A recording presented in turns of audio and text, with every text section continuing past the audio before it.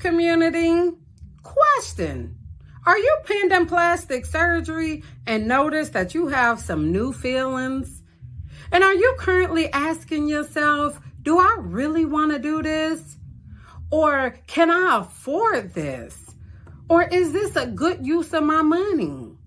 Or will I wake up on that surgery table? Are you feeling anxious and don't know why? If those are questions that you're asking yourself, stay tuned as we help you understand why you're considering these questions and how you can manage those feelings. If you're new to the channel, my name is Aisha and welcome to the Bracorriah X Beauty YouTube channel, where we are a cosmetic company that provides quality cosmetic products, give information on starting and running a business, and we also here to provide empowerment to anyone in need. And if you're one of my returning viewers, thank you for continuing to watch my videos. Your support is truly appreciated. And if you enjoy this video, I encourage you to subscribe and keep tuning in each and every Friday for a new video. Now, a lot of people who are in the process of having surgery, whether you've set a surgery date or you're still researching your desired procedure, don't know how to feel and what emotions will present. While you're anxiously waiting on that surgery date to come, you should feel exactly how you feel. There is no right or wrong way to feel when you're pending surgery. Just know that it is totally normal to be anxious and to have some anxiety around that decision or that date. And honestly, I'ma tell you, as that day draws near, that anxiety strengthens. And as that day draws near, you can sometimes go through that hesitation stage where it's like, do I really want to do this? And one we often see is, maybe I should wait. Or is this the best use of my money? Most times when you've put your money down, you get this sense of, I'm locked in. And I don't know what it is, but it's something that triggers your mind to say, I've dropped all this money down on this surgery and it's no turning back. And in some situations, when people have insurance paying for some procedures, we see more hesitations and renegs. And I think that's because, insurance is going to pay. And all you have to do is go back and ask for approval again. But moral of this video is it's okay to feel anxious while that day is approaching. And just to answer some of those questions of, is this a good use of my money or will I wake up on that table? Only you know what your funds are like. Only you can make that determination of if this is a good use of my money. That's just like they say, it ain't tricking if you got it. And it ain't a waste if you got it. Or if you prioritize yourself and your procedure. Oftentimes in my mind, it's like, look, all the sacrifices I've made and prioritized before me and my wants, it's okay to prioritize and sacrifice something for me and myself and not always prioritize the individuals of my family first. The other thing that people think about is, will I wake up on the table? That whole thought. There is no answer to that, and I'm just keeping it real. But that's something that we all gonna continue to ask and worry about, unless it's a procedure that doesn't require general anesthesia, and it's something that you're just maybe getting some local anesthetics for. But for the people who get general anesthesia, we all will continue to wonder if we're going to wake up on the other side of that table. And that's legit. Because as we see, anything can happen. And that's just an anxiety that'll be there until you actually wake up on the other side of that procedure. Another thought and feeling that we think of prior to going to surgery is the risk. What if I endure complications? Well, it's important to know that every procedure has risk for complications. Even those minor, less invasive procedures come with risk for complications. And really, what I tell people, as far as complications, you have to think about the risk as well as the benefits of getting that procedure.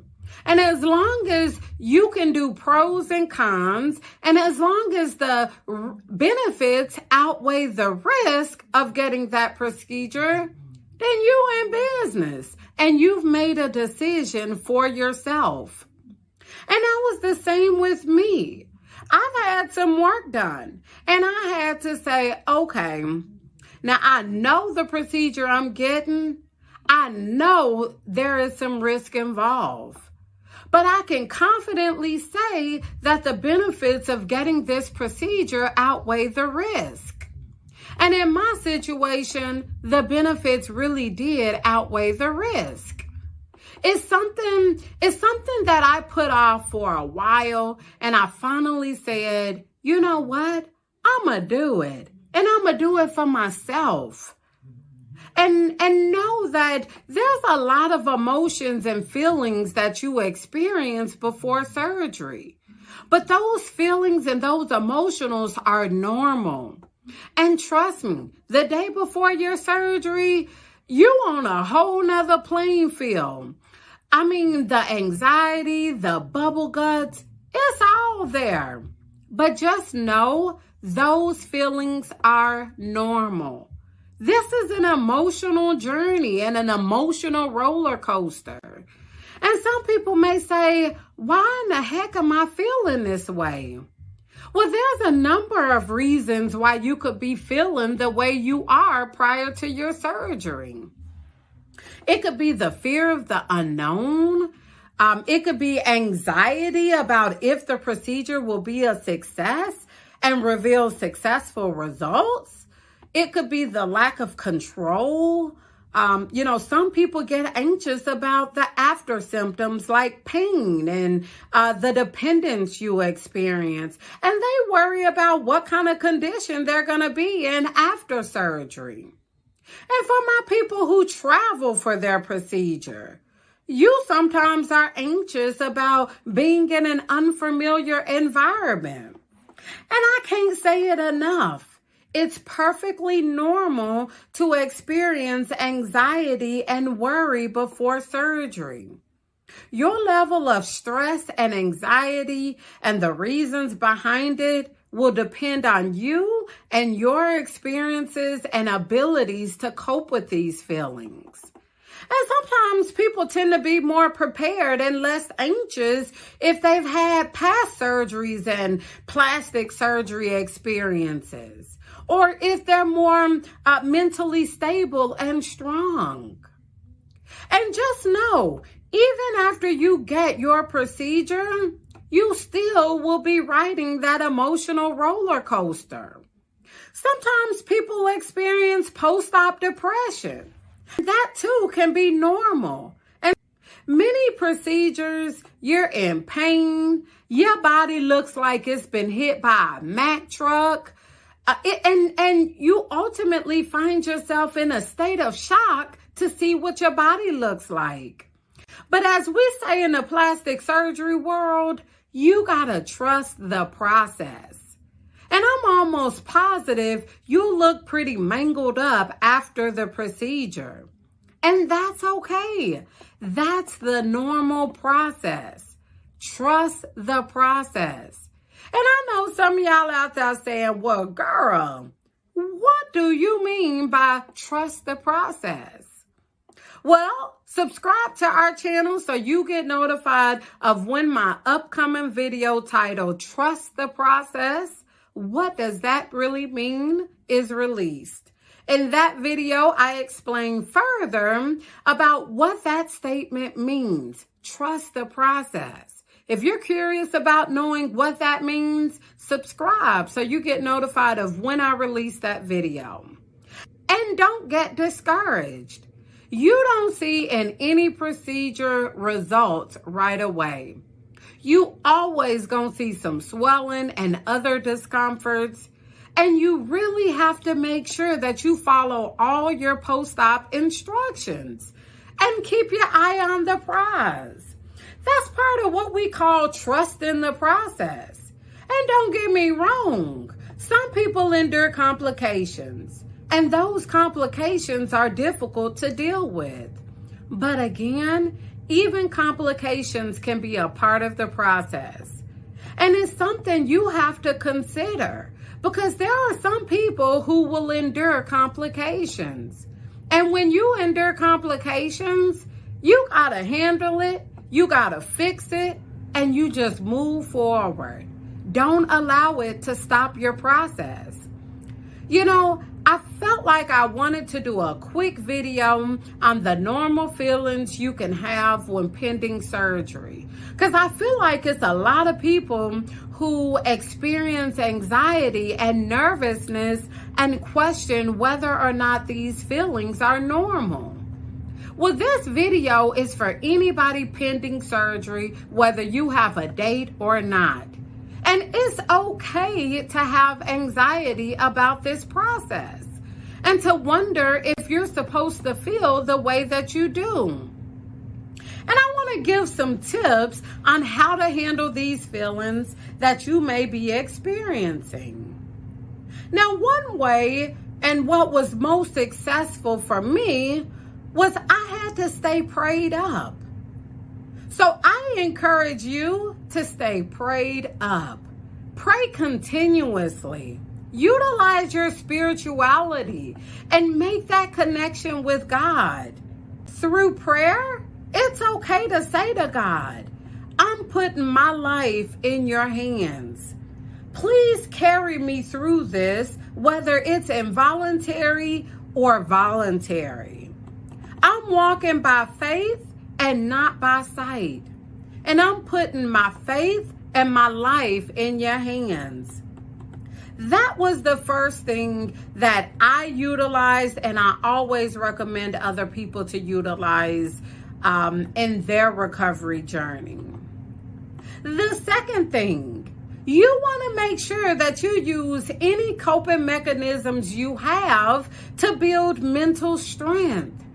Whatever you do to build mental strength, you need to go into surgery with a strong and a healthy mind. And if your mental health is not right before surgery, trust me, it's going to totally spiral after surgery. And really, what that mindset should be is, I'm having surgery, and I know it's going to do X, Y, and Z to my body and my mental state. But here are some things that I'm going to do to get through it. And that's where you trust your decision and the medical team that you've selected. And this is where you also create your own list of things that will help you.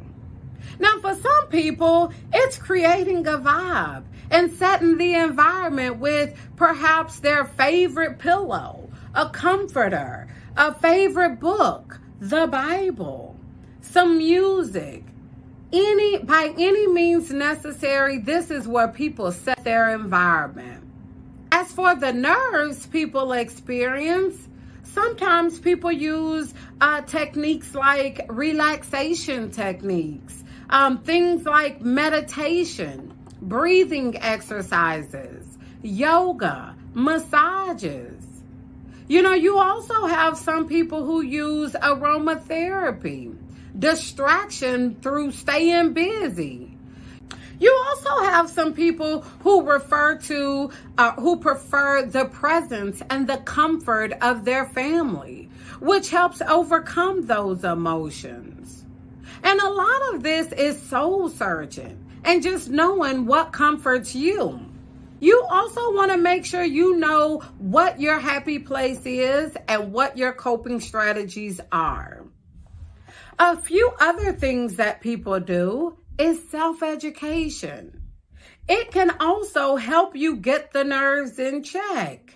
Some of the anxiety is usually about how things will be after surgery. And I tell people, prepare your whole crew and your clan.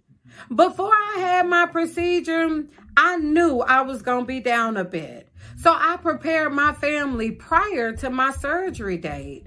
I educated them on exactly what their role would be and what I would need from them.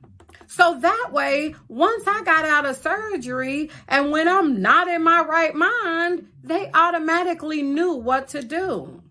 The other thing about that is these doctors and facilities, and I don't mean no harm, but they just flat out don't do a good job with discharge education. And even outside of that discharge education, they just don't tell you everything you need to know for after surgery. Or they trying to provide discharge education while you all doped up and full of medication. And you know, due to COVID, they don't allow anybody at the bedside to listen to these discharge instructions. So then reality is you find yourself pretty screwed and clueless because it's just you getting all this discharge information in an altered state. So I encourage you to educate your support team before surgery. Matters if it's your husband, your parents, or your kids. Get as much post-op care information as you can prior to surgery. And when I say prep your team, I also recommend that you have a conversation with your kids so they're not scared and worried when they see how rough you look after surgery. And some people may not agree with this, but I feel like they need to be prepped too. When I had my procedure, I had a conversation with my kids saying, look, Mama gonna be a bit mangled up for a while, but here is why. And here is how you can be my big helper. And I got little kids. I got little kids and big kids. And I basically altered the conversation to their intellectual level. With my daughter, who's much older, I made certain to reinforce to her that it's okay to refine your look when you're old enough to make that decision. But remember, you are beautiful before and you are beautiful after surgery. And surgery and reconstruction of your body does not define the awesome person that you are. And regardless of what's refined, don't lose sight of who you are on the interior. So I used it as a life lesson and a way to teach in the moment. Another thing to consider is if you go to a recovery house, most times the nurses are already trained on how to care for you. But still do make sure that they understand your own individualized expectations. Make sure that they understand the things that comfort you. And besides, you paying them, so you might as well get as much as you can out of them. What you decide to use depends on you and what calms your nerves. And again, the moral of this video is to tell people that it is totally normal to have emotions prior to surgery. And before I wrap up, I gotta say that there is someone out there that needs to hear. Your decision is your decision. And you have made your decision for you. You have for once prioritized yourself, your benefits, your pleasures, and your needs. Do not regret that. And don't beat yourself up over that. Enjoy that, as it's one of the simple pleasures that many of us do not do. Give back to yourself. Invest in yourself. It's totally okay to put an investment into you. It's just like cars or a house. Some people choose to invest in a car, a house, jewelry. And instead, you have made the choice to invest in your body. And there is absolutely nothing wrong with it. Stick by your decision. Do your homework. Weigh the benefits versus the risk. And as long as in your mind, the benefits outweigh the risk of getting this procedure or this surgery you desire, go for it. Do you. You got this. And hopefully you have the support of your family. But I always say, friends and family, if they really do love us, they'll understand the why behind what we're doing. And even if they don't understand the why to what we're doing, we still expect their support. And if they don't support you, it's a journey that you just may have to ride on your own. And that's normal and okay too. Because guess what? You got support of people like me and other groups in which we're there to motivate people and to help them get through this journey. You can enlist the support of therapy if needed. So don't feel like if you don't have the support of your friends and your family, you don't have anybody. People can receive support from total strangers. And there are some people out there who still want to support you, whether we know you or not. Because guess what? We understand the journey that you've either embarked upon or you will soon be embarking upon. And again, if you got something out of this video, I humbly ask and encourage you to subscribe to our channel with the notification bell on so you get notified of our future videos and can get more out of what we have to offer. It's free and it helps us out also. Be easy, be beautiful, be blessed, and be you. Thank you for watching, YouTube.